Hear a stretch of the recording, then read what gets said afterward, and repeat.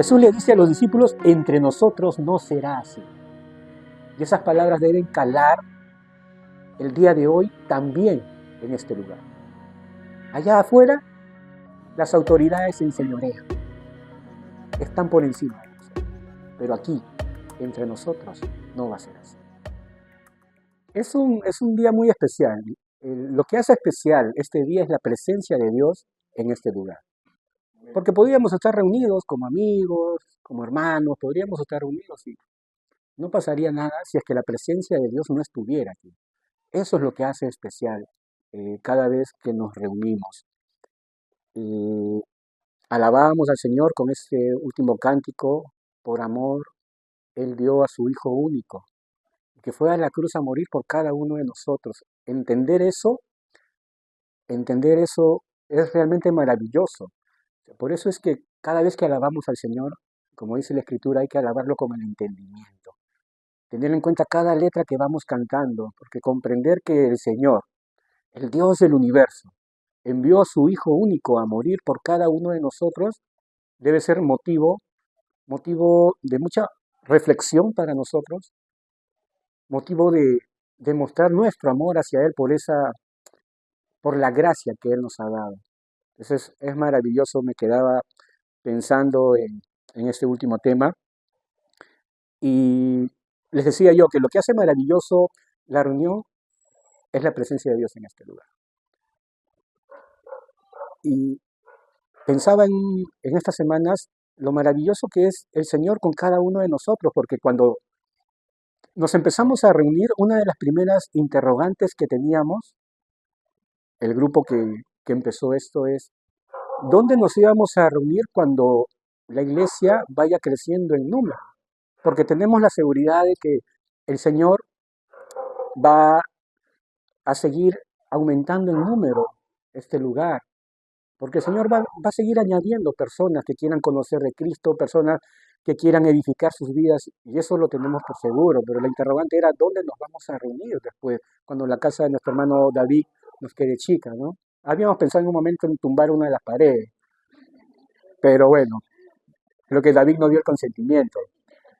Pero el obrar de Dios es maravilloso, porque Dios respondió de una manera que ni lo imaginábamos. Por eso que les digo que Dios actúa de maneras milagrosas e insospechadas. Y puso en el corazón de una persona el brindarnos un lugar donde congregarnos, un terreno, donde llevar adelante la obra. Y eso para mí ha sido motivo de verdad de muchísima alegría. Porque situaciones como esas afirman nuestra fe. Situaciones como esas confirman de que Dios nos está respaldando, que Dios está con nosotros. Por ello, hermanos, tengan seguridad que cada vez que nos reunimos, Dios está aquí. Y eh, durante, bueno, ya varias semanas estamos orando también, ¿no? Estamos reuniéndonos los días sábados, como es sabido de cada uno de ustedes, y quienes no lo saben y están escuchando esta grabación, nos estamos reuniendo en oración los días sábados a las 6 de la mañana a través de Meet. Esta plataforma Meet ha hecho posible nuestras reuniones de oración. Y uno de los motivos de oración que tenemos en estos días es que estamos pidiendo la dirección de Dios para la elección del próximo pastor que presidirá el cuerpo pastoral.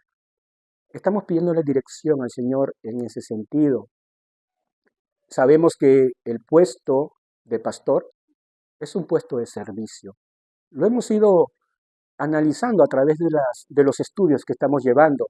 Hemos visto que es un puesto de responsabilidad, pero también es un puesto de servicio. Y quiero incidir en esto porque, saben, hermanos, es muy fácil que el ser humano se desubique. Es muy fácil que el ser humano, que crezca en él ese afán de figurar.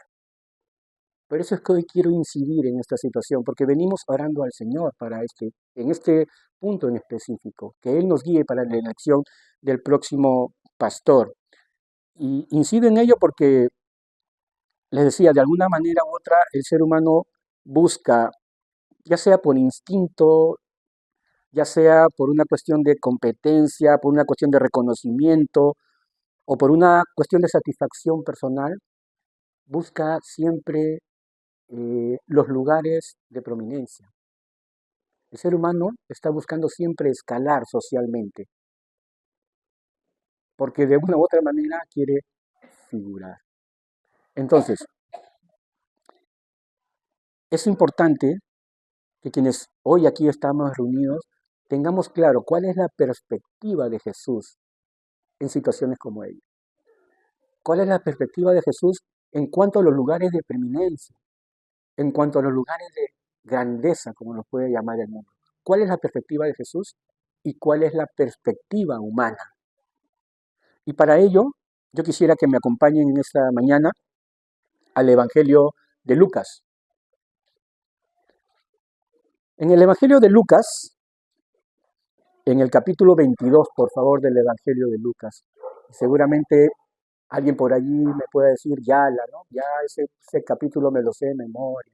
Ese pasaje ya me lo han repetido de una y otra vez, desde la escuela dominical, ahora ya soy anciano, ya me lo sé, pero saben, hermanos, cada vez que leemos la palabra de Dios, siempre se aprende algo nuevo. Cada vez que escuchamos la palabra de Dios nos va a hacer recordar algo que hemos olvidado. Martín Lutero decía, necesitamos escuchar el Evangelio todos los días, porque todos los días nos olvidamos del Evangelio. Por ello es importante recordar ciertas cosas. En el capítulo 22 de Lucas va a suceder algo que llevará a Jesús a darles una enseñanza a sus discípulos de suma importancia. Y por ende, también esta enseñanza nos toca a nosotros, porque nosotros tenemos a Jesús por maestro, ¿cierto? Entonces, esta enseñanza también nos toca a nosotros. Y para ponernos un poco en contexto, hay que recordar que Lucas el médico amado, era también historiador y un excelente biógrafo también. Y él, al empezar el evangelio que lleva su nombre, dice que él se había tomado la molestia de investigar con diligencia todas las cosas desde el origen, para poder narrarlas en orden y presentárselas así a un tal Teófilo, ¿no? Que no se sabe con exactitud quién fue este personaje. Pero bueno, digo esto para poder entender lo que está sucediendo en el relato que voy a narrar, para poder ubicarnos en espacio y tiempo. En el capítulo 22, Jesús se encontraba ya en Jerusalén. Jesús estaba ya en una fiesta judía, la fiesta de la Pascua. En esta fiesta el pueblo judío recordaba la forma maravillosa en que Dios sacó a sus antepasados de tierra de Egipto para sacarlos a libertad. Y eso es lo que celebraban en la Pascua. Pero también en esta Pascua tenía algo especial porque era la última Pascua que Jesús estaría con ellos. Ya habían pasado 3 años de la vida pública de Jesús, habían pasado 3 años de su ministerio. Jesús se había cansado ya de hacer milagros, prodigios, su trato de servicio, de humildad, los discípulos lo habían visto constantemente. Pero en esta ocasión va a pasar algo que uno se dice, ¿cómo? Si lo vieron hacer tantas cosas no se daban cuenta de esto. Miren, en el capítulo 22, en el verso 24, por favor, si me acompañan, dice la escritura, hubo también entre ellos una disputa sobre quién de ellos sería el mayor. En otras versiones vamos a encontrar que dice sobre quién de ellos iba a ser reconocido como el mayor o quién de ellos iba a ser reconocido como el más importante. Quedémonos en este primer versículo y echemos a volar un poco la imaginación. Pongámonos en ese momento. Era la fiesta de la Pascua, la última Pascua que Jesús estaría con ellos. Jesús había dispuesto de un lugar, el aposento alto, para llevar a cabo lo que nosotros conocemos hoy como la última cena. Y estaban allí, en la última cena. Jesús había hecho mención, versículos anteriores, en el verso 15, les había dicho que él había anhelado ese momento, había deseado ese tiempo para estar junto con ellos. Y les hace ver de que iba su carne, o sea, él se iba a entregar. Su carne iba a ser entregada en sacrificio y su sangre derramada para el perdón de nuestros pecados. Le hace saber esto a sus discípulos. Y les dice también que uno de los que estaba allí a la mesa lo iba a traicionar. Y la reacción de los discípulos es un poco extraña, ¿no? Porque si estamos a la mesa con Jesús y Él dice que va a ser tomado prisionero, que pronto va a morir, que su carne va a ser entregada por el sacrificio por cada uno de nosotros, y ellos se ponen a discutir por quién de ellos sería el mayor. Desubicados totalmente, ¿no lo creen? Jesús está anunciando que va a morir, que ya faltaba poco, que iba a ser tomado prisionero, y ellos peleando por quién de ellos sería el mayor. ¿Te imaginas? Pedro decía yo, porque yo lo vi transfigurarse. O Juan decía yo, ¿no? Yo, porque yo me recostaba en su pecho, yo soy el discípulo amado. O quizás Andrés decía, no, yo lo conocí primero. Y la disputa era esa, ¿quién sería el mayor? Y esta disputa nos hace ver algo, hermanos amados. Nos hace ver algo porque esta discusión totalmente fuera de lugar nos revela una lucha interna en el ser humano, común en la naturaleza del hombre. El deseo de ser reconocido, valorado, sentirse superior.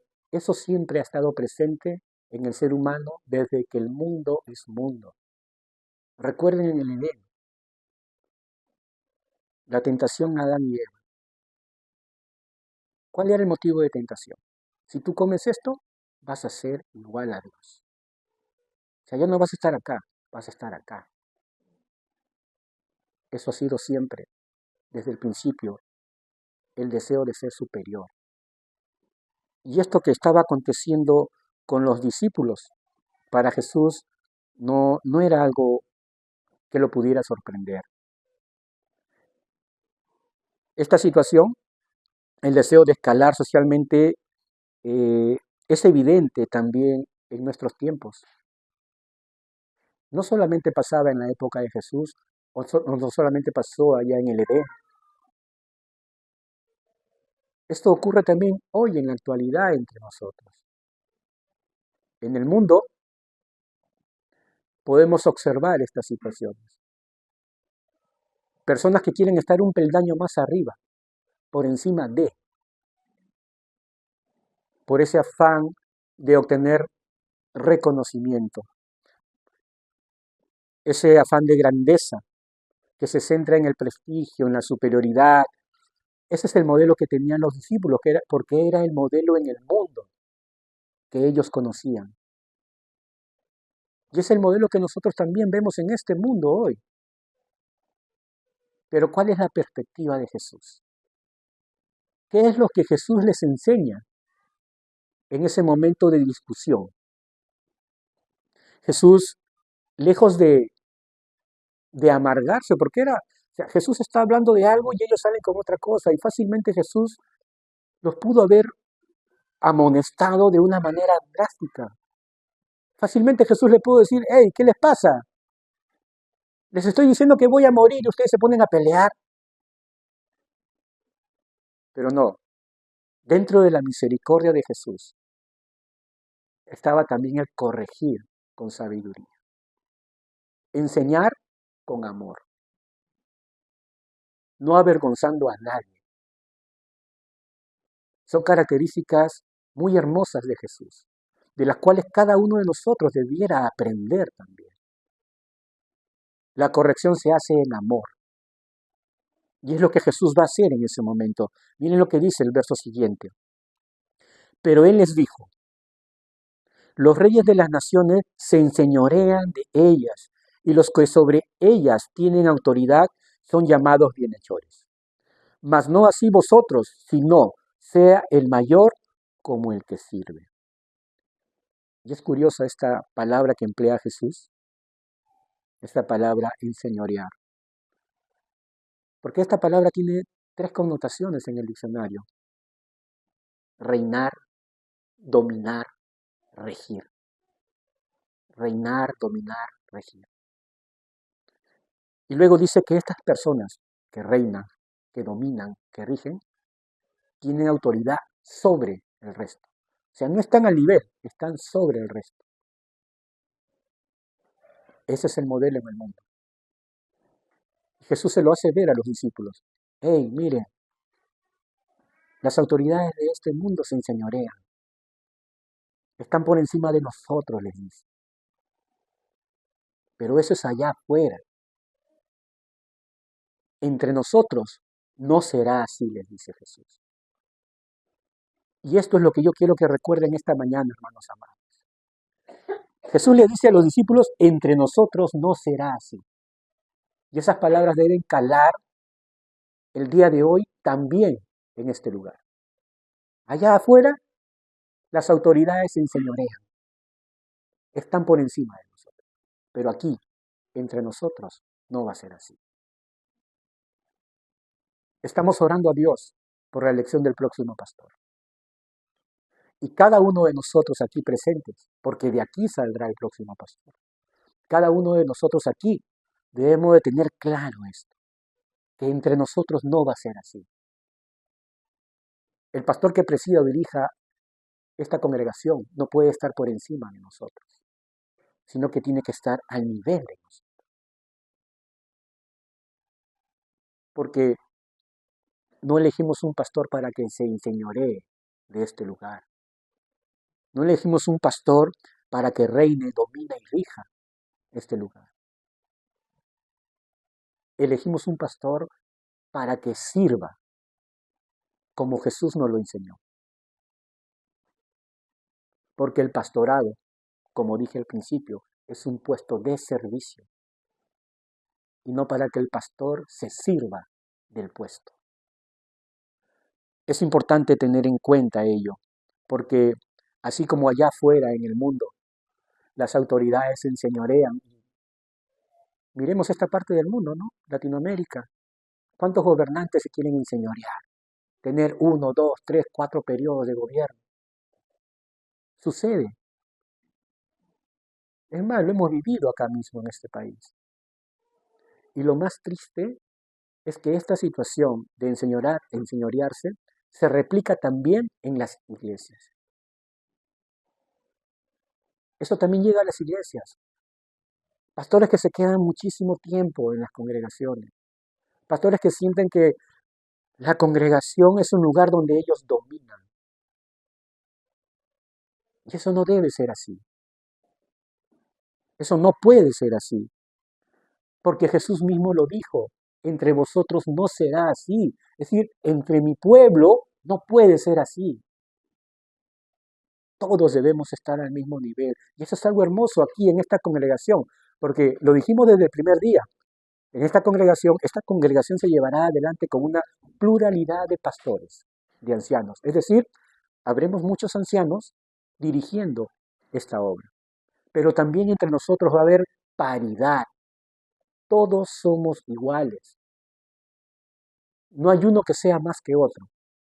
O porque tiene 2 cursos más, o porque tiene más años en el ministerio, no significa que sea más que el otro. Puede tener más conocimiento y gloria a Dios por ello. Pero ese conocimiento no te puede hacer sentirte superior a nadie. Y eso es lo que Jesús les está enseñando. Es muy importante recordar esa palabra de Jesús y quiero que queden ustedes. Entre nosotros no será así. Porque dice el Señor, sea el mayor como el que sirve. Si alguno de nosotros aquí se considera el mayor, pues tiene que ser el que sirve. Aquel que sirve ante los ojos de Jesús, ese es el mayor. Aquel que está siempre dispuesto a dar de su tiempo, ese es el mayor para Jesús. Aquel que está dispuesto siempre a dar un paso más, ese es el mayor para Jesús. Eso tengámoslo en mente. Esta congregación relativamente nueva tiene que recordar estas palabras de Jesús. Y lo más hermoso aún en esta reunión que tenía Jesús con sus discípulos, la última cena, se da este acontecimiento, esta disputa entre los discípulos, viene la enseñanza, la corrección de Jesús, pero lo más hermoso es que ya les había dado la enseñanza teórica, digamos. Les estaba diciendo, ¿no? En el mundo los reyes se enseñorean y los que ejercen autoridad están por encima de... Les estaba diciendo, es la enseñanza teórica. Pero luego Jesús le daría la enseñanza práctica. La enseñanza práctica no lo narra Lucas, pero sí lo narra Juan. En el capítulo 13 del Evangelio de Juan, si quieren acompañarme, en el capítulo 13, es el mismo momento, la misma situación, la última cena, es la misma situación. Y dice en el verso 4 de este Juan 13, dice que Jesús se levantó, estaban en la cena, ¿no? Ya se había dado la disputa, Jesús les había dicho, ¿no? Que entre nosotros no va a ser así, y de pronto Jesús se levanta. Dice que se quitó el manto, cogió una toalla y se la ciñó, se la amarró a la cintura. Luego tomó un lebrillo, es decir, un lavatorio con agua, y comenzó a lavarle los pies a cada uno de ellos. Dime si esa escena no es maravillosa, hermano. En medio de la disputa que había entre ellos, Jesús les dice que no sea así entre nosotros. Y de pronto, después de haberles dado la teoría, lo lleva a la práctica. Se paró, se quitó el manto, es como que me pare, me quite la casaca, agarre una toalla y me la amarre en la cintura. Y me pongo a lavarle los pies a cada uno de ustedes. Eso es lo que hizo Jesús.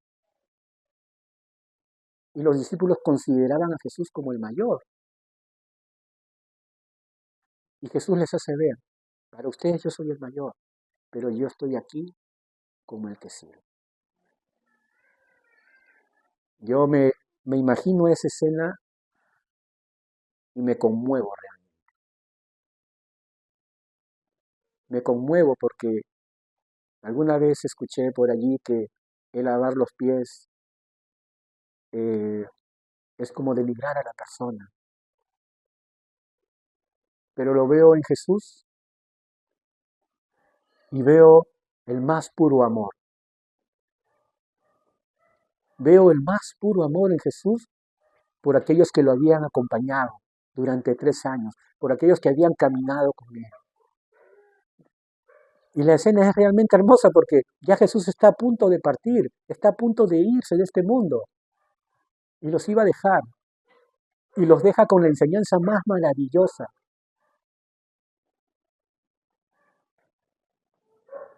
Les hace ver que el servicio es lo más importante.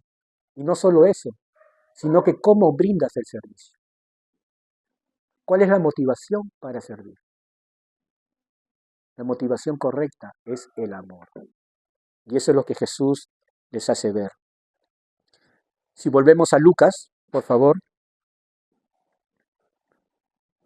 Jesús les hace una pregunta en el versículo siguiente.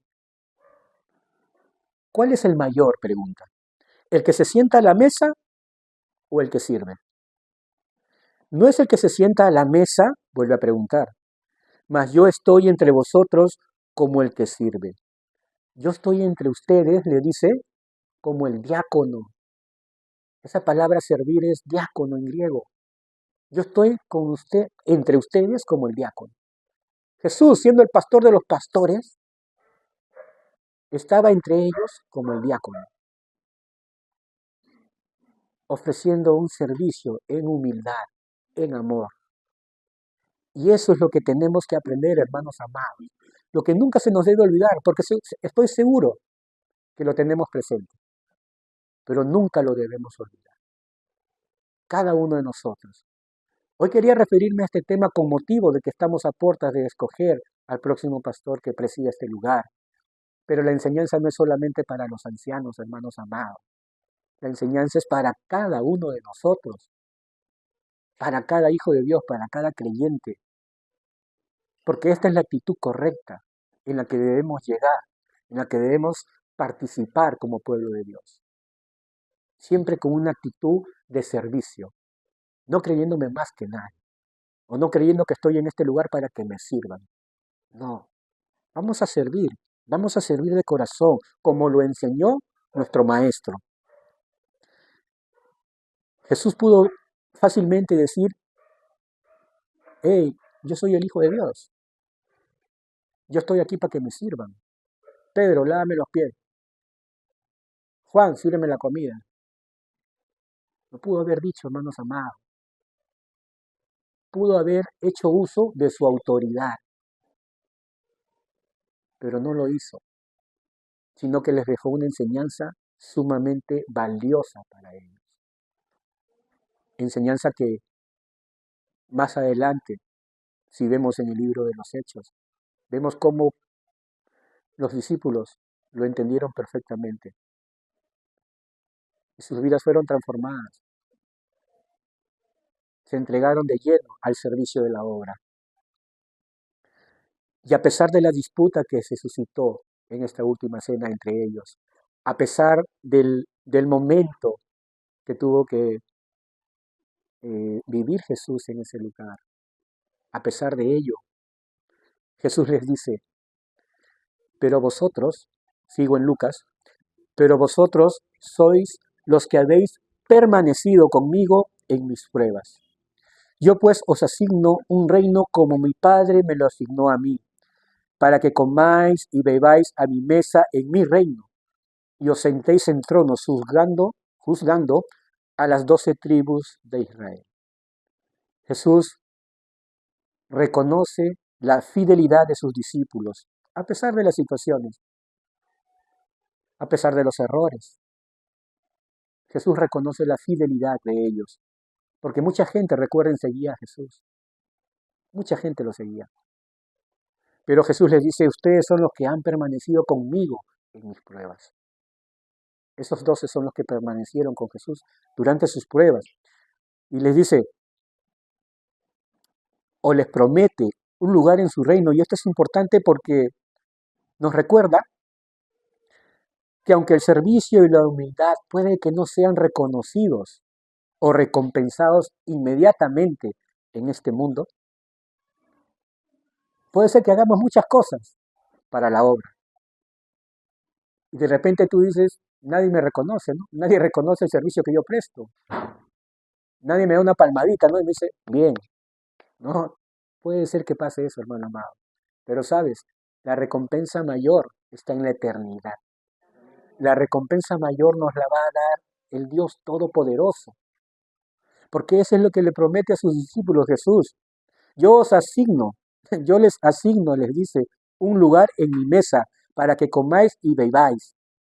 Y en mi reino para que se sienten y juzguen a las 12 tribus de Israel. Los discípulos recibieron esa promesa, hermanos amados. Y cada uno de nosotros tiene una promesa de parte de Dios. Así que vivamos no con la expectativa de la recompensa humana, no con la expectativa de lo que podemos recibir por el servicio que brindemos. No, hermanos amados. Que nuestra expectativa esté en lo que Dios nos ha prometido, en lo que Dios nos va a dar, porque esa es la recompensa de mayor valor. La verdadera grandeza en el reino de Dios no se mide por el poder, por la autoridad o el reconocimiento. La verdadera grandeza en el reino de Dios se mide por la humildad y el amor con que hagamos las cosas, hermano amado. No nos podemos o no debemos creernos mejor que nadie. Dios nos ha juntado en este lugar Cada uno de nosotros tiene capacidades que el Señor va a usar para la edificación de su pueblo. Así que en este lugar nadie se puede sentir menos. Y cuando digo nadie, voy desde Samuelito hasta mi hermano o mi hermana Hilda, que es la mayor en este lugar. Nadie se puede sentir menos en este lugar. Todos somos iguales. Desde el más joven, desde el que aceptó a Cristo recién hoy día o ayer, o aquel que recibió a Cristo hace 20, 30 o 40 años. Todos somos iguales. Entendámoslo así. De este grupo que está aquí, saldrá el próximo pastor y merece de nosotros todo el reconocimiento, merece de nosotros todo el apoyo, todo el respeto, sí. Y vamos a apoyar, vamos a empujar el barco, como dicen. Pero teniendo en mente lo que me pareció maravilloso cuando David lo planteó en una de nuestras primeras reuniones, la pluralidad y la paridad que debe haber en el cuerpo pastoral. Tengámoslo siempre en cuenta, hermanos amados. Busquemos la grandeza según los estándares de Dios. No según el mundo, sino según lo que Dios demanda de cada uno de nosotros. Sirviendo a los demás con un corazón confiado. ¿Confiado en qué? En su promesa y en la recompensa eterna. Que el Señor nos haga entender lo que hoy he querido compartir con ustedes, hermanos amados. Que quede en nosotros que no podemos manejarnos como se maneja el mundo. Entre nosotros no será así. Vamos a hacer las cosas a la forma de Jesús. Que el mayor sea el que sirve.